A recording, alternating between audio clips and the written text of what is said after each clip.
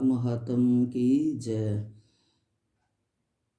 11 अध्याय तक माघ महात्म का, एकादशी के व्रत का फल क्या होता है, स्नान के फल क्या होता है, दान पुण्य का फल क्या है, पितरों की, बुजुर्गों की, भगवान की, गुरु की सेवा का फल क्या है, सास ससुर माँ बाप बड़ों की सेवा का क्या फल है। आज बता रहे हैं भगवान 12वें अध्याय में कि वो कुंडल और कुंडल जो थे उनके पुण्य से स्वर्ग और नरक का। 12वां अध्याय। बोल माघ महात्म की जय।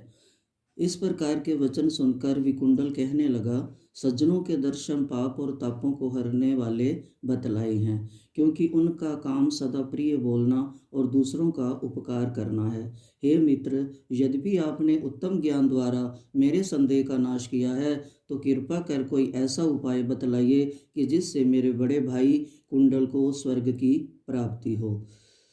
हे राजन, विकुंडल के ये वाक्य सुनकर, क्योंकि पीछे दोनों भाइयों को, एक को नरक और एक को स्वर्ग मिला था, तो वो यही प्रार्थना कर रहे हैं कि मेरे भाई को भी स्वर्ग प्राप्त हो, नरक से निकालो, ऐसा कोई उपाय बताओ। हे राजन, विकुंडल के ये वचन सुनकर क्षण भर के लिए ध्यान करने के बाद धर्मद्रुत कहने लगा कि हे वैश्यवर, धर्म का जो कार्य करते हैं, यदि तुमने अपने भाई का उद्धार चाहते हो तो तुमने अपने 8वें जन्म में जो पुण्य किए थे उसका दान अपने भाई को देना होगा, क्योंकि भगवान के खाते में सब लिखा हुआ है। हम तो एक जन्म की बात, वहाँ तो जन्मों जन्मों के खाते खोल देते हैं वो। जैसे यहाँ पर कोई मुनीम उसके कई सालों का खाता खोल देता है, ऐसे ही जो धर्म के दूत हैं धर्मराज के, वो कई जन्मों के खाते खोल देते हैं। तो उन्होंने बोला कि जो 8वें जन्म में तूने पुण्य किए हैं उसका दान अपने भाई को दे दे। इनके मुख से ये वचन सुनकर आश्चर्य से चकित होकर विकुंडल कहने लगा कि हे मित्र, कृपा कर सबसे पहले ये बताइए कि 8 जन्म पूर्व मैं कौन था और मैंने कौन सा कर्म किया है और पुण्य का कर्म कौन सा है। उस जन्म में मैंने कौन कौन काम किए हैं, क्या धर्म किया है, क्या अधर्म किया है, वह मुझसे कैसे बन पड़ा, कैसे मैं धर्म किया, कैसे अधर्म किया, ये सब मुझे सुनाओ। इसका वृत्तांत सुनते ही मैं उसे तत्काल अपने भ्राता को दान कर दूंगा जो मैंने पुण्य किया है। तब धर्मदूत बोला कि हे वैश्यवर, अब मैं आपके सामने आपके 8वें जन्म से संबंध रखने वाले इतिहास का वर्णन करता हूँ। प्राचीन काल में पवित्र मधुवन में एक शाकली नाम के कवि रहा करते थे, जो बड़े तपस्वी एवं वेद अध्ययन में रत रहने वाले थे और उनका तेज प्रजापति के समान था। हे वैश्य, उनकी रेवती नामक पत्नी से नवग्रह के समान नव पुत्र उत्पन्न हुए। निर्मोह, जितमाई, ध्यान काम और गुणाती, ये चारों कुमार गृहस्थ धर्म से विरक्त होकर सन्यासी हो गए। उनकी कोई भी कर्म करने में रुचि नहीं थी और वे संग तथा परिग्रह से सर्वथा रहित थे। उन्होंने शिखा और यज्ञोपवीत का भी ध्यान त्याग कर दिया था और उनकी दृष्टि स्वर्ण और पाषाण में समान रूप से थी। उनके लिए जो सोना था वो भी मिट्टी पत्थर और जो पत्थर था वो भी मिट्टी पत्थर। वे चाहे जिस वस्तु का आच्छादन कर लेते थे और चाहे जहाँ बैठ जाते थे फिर ब्रह्मा का चिंतन किया करते थे। उन्होंने निंद्रा, भूख, प्यास व मन आदि को अपने वश में करते हुए पवन और आदि को सहन कर लिया था। वे चराचर जगत को विष्णु रूप देखा करते थे और मौन धारण किए हुए भूमंडल पर विचरण किया करते थे। मौन का बहुत महत्व है, बहुत ज़्यादा, और ये माघ के महीने में तो मौन का और भी ज़्यादा महत्व है। 1 घंटे का मौन, 2 घंटे का, आधे घंटे का, जितना हो सकता है इसमें एक मौन जरूर करना चाहिए। मौन धारण किए हुए भूमंडल पर विचरण किया करते थे। हे वैश्यवर, उस समय तो मत्स्य देश में अपने कुटुंब के साथ रहा करते थे। एक दिन की बात है कि दोपहर के समय वे चारों ऋषि कुमार भूख प्यास से पीड़ित होकर तुम्हारे घर आए। ज्यों ही अपने घर के आंगन में तुमने उन्हें देखा, नेत्रों में आंसू भरकर आदर सहित दंडवत कर मनोहर वाणी से इस तरह कहने लगे, हे भगवान, आज मेरा जन्म और जीवन सफल हुआ है और आज ही विष्णु भगवान मेरे ऊपर प्रसन्न हुए हैं और आज ही मैं सनात हुआ हूँ। हे साक्षात परमात्मा स्वरूप, मैं, मेरा घर तथा पत्नी, पुत्र व पिता, गोवें और शास्त्र, इन सब ही को आज धन्य है, जो दैहिक, भौतिक व दैविक तीनों तरह के तापों को हटाने वाले चरणों के मुझे दर्शन हुए हैं। हे दयालु, आपका दर्शन केवल सौभाग्यशालियों को ही मिलता है। फिर तुमने सुंदर व स्वादिष्ट पकवान पकवाकर और उन महात्माओं को भोजन करवाया, जिससे वे अत्यंत संतुष्ट हुए। उस रात्रि को भी उन महात्माओं ने तुम्हारे यहाँ विश्राम किया और अपने नियम अनुसार वे रात्रि भर भगवत भजन में मगन रहे। हे वैश्य, उन महात्माओं का अतिथि सत्कार करने से जो लाभ हुआ उसको मैं अपने मुख से वर्णन नहीं कर सकता, क्योंकि सृष्टि में प्राणियों में बुद्धिमान, बुद्धिमानों में विद्वान, विद्वानों में कृत बुद्धि और कृत बुद्धियों में क्रिया करने वाले और क्रिया करने वालों में ब्रह्मवादी, ये उत्तरोत्तर श्रेष्ठ हैं। हे राजन, इस प्रकार देवदूत के वाक्यों को सुनकर वैश्य पुत्र विकुंडल ने अपना पुण्य अपने भ्राता कुंडल को देकर उसे स्वर्ग लोक को भिजवा दिया। बोल माघ महात्म की जय। 13वां अध्याय। इतनी कथा सुनकर राजा दिलीप कहने लगे कि हे ऋषिवर, माघ स्नान में ऐसा कौन सा विशेष गुण है जिसके एक बार करने के प्रभाव से विकुंडल स्वर्ग में चला गया और दूसरे के प्रभाव से अपने भाई कुंडल को स्वर्ग में भिजवा दिया? कृपा कर ये भली प्रकार वर्णन कीजिए। राजा दिलीप के ये वचन सुनकर महर्षि वशिष्ठ जी कहने लगे कि हे राजन, जल स्वभाव से ही पवित्र, निर्मल और जीवन स्वरूप है, इसलिए वेदों में जल को साक्षात नारायण स्वरूप कहा गया है। ये जितने भी हमारे को चलाने वाले, प्रकृति को चलाने वाले, उनको सबको देवता ही कहा जाता है। सूर्य देवता, चंद्र देवता, जल देवता, वायु देवता, अग्नि देवता, सबको देवता ही बोलते हैं। वेदों में जल को साक्षात नारायण स्वरूप कहा गया है। इसके सिवा जैसे सब ग्रहों में सूर्य और सब नक्षत्रों में चंद्रमा उत्तम है, उसी प्रकार सब महीनों में मकर संक्रांति वाले माघ महीना उत्तम है, क्योंकि इस महीने में हेमंत ऋतु का अंत और बसंत ऋतु का आगमन होता है। वैदिक मत अनुसार इसी महीने में प्राणियों के शरीर में पित्त की कमी और कफ की बढ़ोतरी होना आरंभ हो जाती है। हे राजन, जब मकर राशि पर सूर्य स्थित हो उस समय 5, 7 या 2 ही दिन विधि विधान से स्नान करने से शुक्ल पक्ष के चंद्रमा के समान पुण्य फलों की बढ़ोतरी हुआ करती है, क्योंकि मकर संक्रांति वाला तमाम महीना अत्यंत पवित्र और उसकी किसी भी तिथि में स्नान और दान आदि करने से मनुष्यों के पाप और तापों की शांति हो जाती है। अब मैं आपके सामने माघ स्नान की विधि का वर्णन करता हूँ, सावधानी से सुनो। हे राजन, श्रेष्ठ मनुष्यों को कोई ना कोई व्रत का नियम अवश्य धारण करना चाहिए। इसके सिवा व्रती को चाहिए कि वे जहाँ तक हो सके जमीन पर या तख्त पर आदि सोए और तिल घृत का हवन और दान करता हुआ विष्णु भगवान की आराधना में मगन रहे। हे राजन, भगवान के लिए व्रती को अखंड दीपक का पुण्य करते हुए ईंधन, कंबल, वस्त्र, जूते, कुमकुम, घी, तेल, कपास, कोठी, तोशक, कनात, पर्दे, भूमि, स्वर्ण, रतन और अन्य आदि पदार्थों का श्रद्धा अनुसार दान करते रहना चाहिए, क्योंकि बिना दान किए परलोक में ना तो कुछ मिलता है और ना इस लोक में सुखों की प्राप्ति होती है। हे राजन, इस प्रकार परमेश्वर की प्रार्थना करने के बाद चित्त को एकाग्र करता हुआ विष्णु जी का ध्यान करे। ऐसा करने से पाप तापों की शांति और अक्षय सुख की प्राप्ति होती है। अब मैं आपसे उस वृत्तांत का वर्णन करता हूँ कि किस प्रकार के जल से कितने पुण्य फल की प्राप्ति होती है। सावधानी से सुनो। बोल माघ महात्म की जय। 14वां अध्याय। हे राजन, जल पूर्ण घट को रात्रि में हवा में रखकर यदि घर पर ही स्नान किया जाए तो भी तीर्थ के समान ही पुण्य फलों की प्राप्ति होती है, परंतु ऐसा स्नान पूर्ण सवसत, बलिष्ठ और योगी को ही करना उचित है, अन्यथा रोगी हो जाने का पूर्ण भय रहता है। इसलिए वृद्ध, निर्बल और अधिक सर्दी सहन न करने वाले व्यक्ति गर्म जल से स्नान करना उचित है। हे राजन, जो मनुष्य घर पर ही तप्त जल से स्नान करते हैं उनको 6 वर्ष स्नान करने का फल प्राप्त होता है। और घर से बाहर कुआं, बावड़ी आदि में जो स्नान किया जाता है उससे 12 वर्ष तथा तालाब में उससे दुगना और नदी में नहाने से चौगुना फल मिलता है। हे राजन, जो मानव श्रद्धा भक्ति से युक्त माघ मास में गंगा यमुना के संगम पर प्रयागराज में स्नान करते हैं उनको 1 लाख गुना अधिक फल मिलता है, इसमें संदेह नहीं। क्योंकि प्रजा के हित में तत्पर होकर प्राणियों के पाप पुण्यों का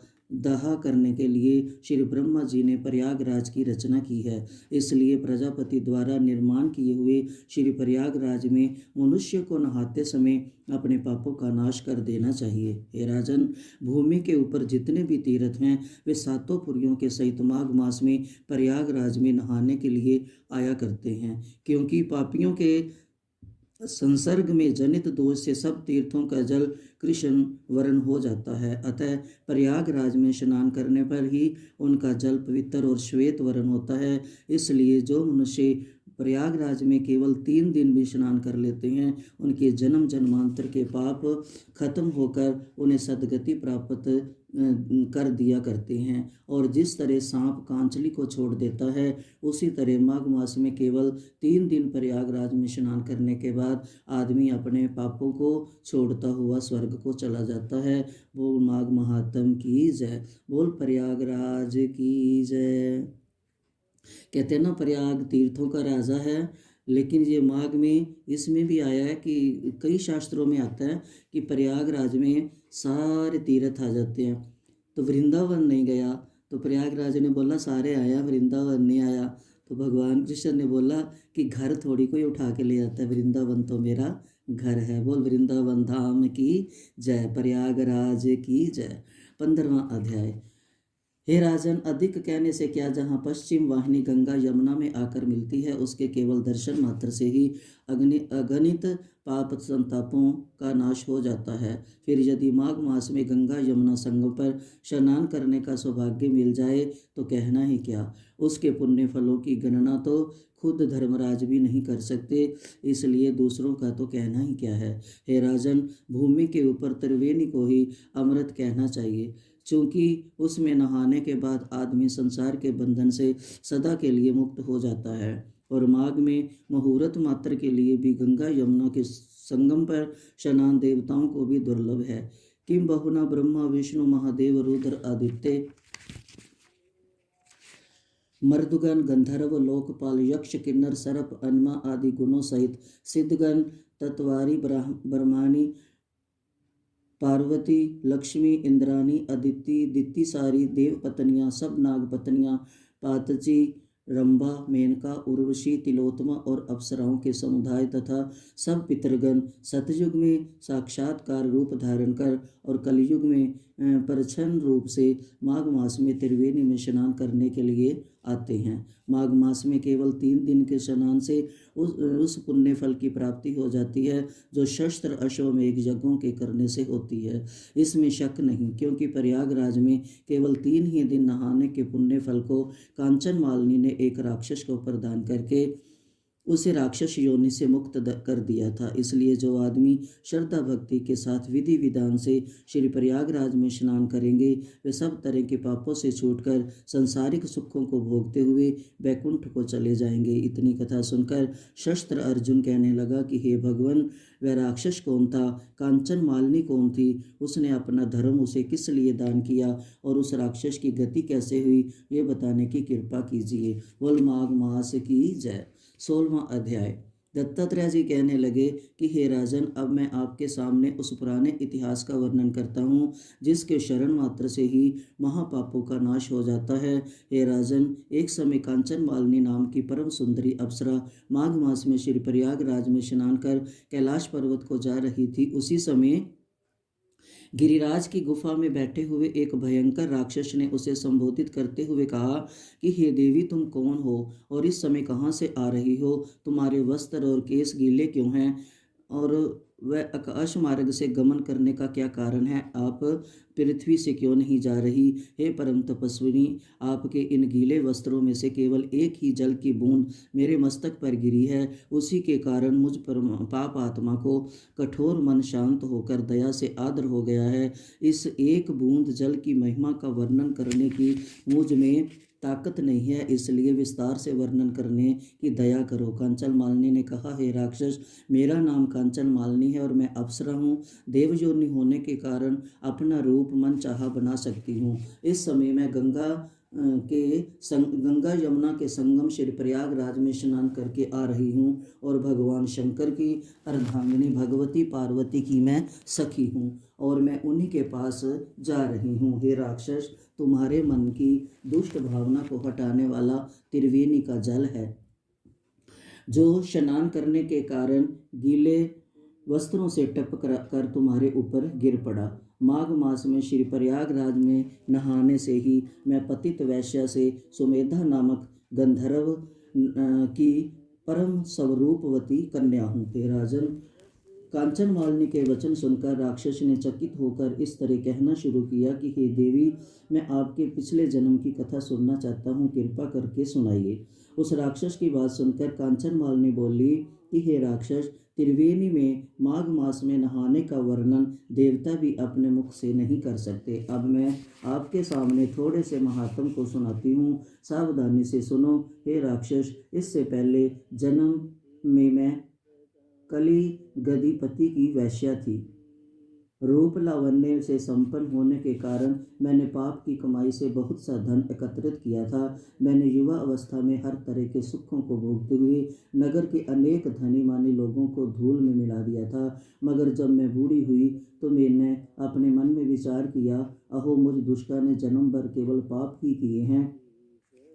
पाप की कमाई कर कर के मैंने धन इकट्ठा किया है, ना तो कभी दान किया, ना परमात्मा का जप किया, ना कभी व्रत नियम आदि का अनुष्ठान ही किया, ना ही मैंने जीवन में किसी प्राणी का हित साधन किया है।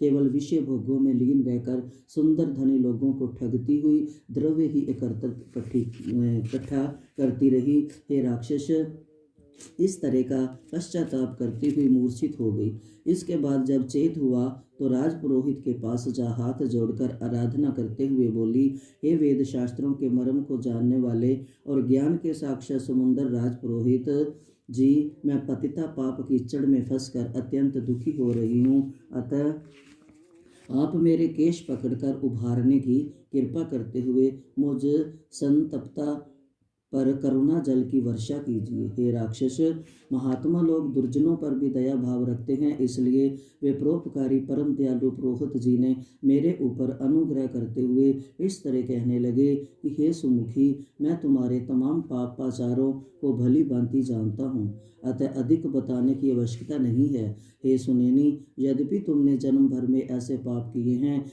कि उनसे तुम्हारा छुटकारा कदापि नहीं हो सकता, फिर भी तुम्हारे पश्चाताप को देखकर मैं एक उपाय बताता हूँ। तुम प्रजापति के क्षेत्र प्रयागराज में जाकर शुद्ध आचरण करते हुए त्रिवेणी में स्नान करो, अन्यथा तुम्हारा उद्धार नहीं होगा। परंतु इस बात का पूरा ध्यान रखना कि वहां जाकर मन से भी पाप कर्मों में लिप्त मत होना, नहीं तो कल्प तक भी तुम्हारा नरकों से उद्धार नहीं होगा। इसमें संदेह नहीं है, क्योंकि तीर्थों में अनुमात्र पाप भी पहाड़ बन जाया करता है और जप तप दान आदि किसी भी पुण्य द्वारा दूर नहीं हुआ करता है। इसलिए तीर्थों पर जाकर भूल कर भी पाप नहीं करना चाहिए। हे सुमुखी, यदि पाप कर्मों से सर्वथा रहित होकर शुभ कर्मों में रत रहते हुए तुमने प्रयागराज में स्नान किया तो न केवल तुम पाप रहित होकर सब तरह के संतापों से रहित हो जाओगी, अपितु स्वर्ग में जाकर देव योनि को प्राप्त हो जाओगी।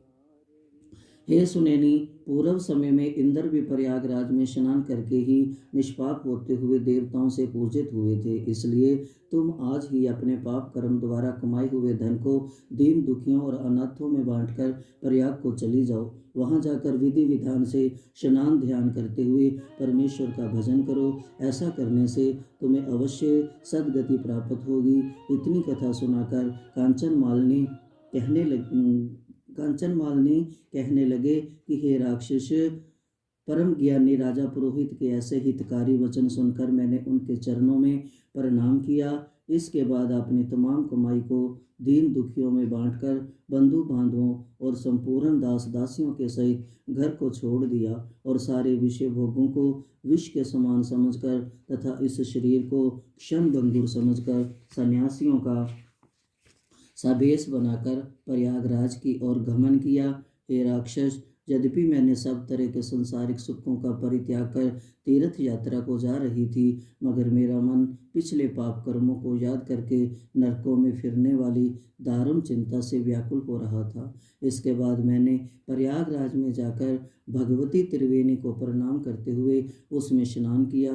हे राक्षस, अब तुम माघ स्नान के उस महात्म को सुनो जिससे मैं देव योनि को प्राप्त हुई। हे राक्षस, 3 ही दिन के स्नान से सारे पापों को समाप्त कर दिया और 17 दिन प्रयागराज में स्नान करने से देव योनि मिली। अब मैं पार्वती की सखी होकर कैलाश पर्वत पर क्रीड़ा करती हूँ। इसी कारण मैं हर माघ मास में प्रयागराज में स्नान करने आती हूँ। बोल माघ महात्म की जय। बोल माँ शंकर, माँ गौरा की जय। शंकर भगवान की जय। हरे कृष्ण कृष्ण कृष्ण हरे हरे, हरे राम राम राम हरे हरे, हरे कृष्ण कृष्ण कृष्ण हरे हरे, हरे राम राम राम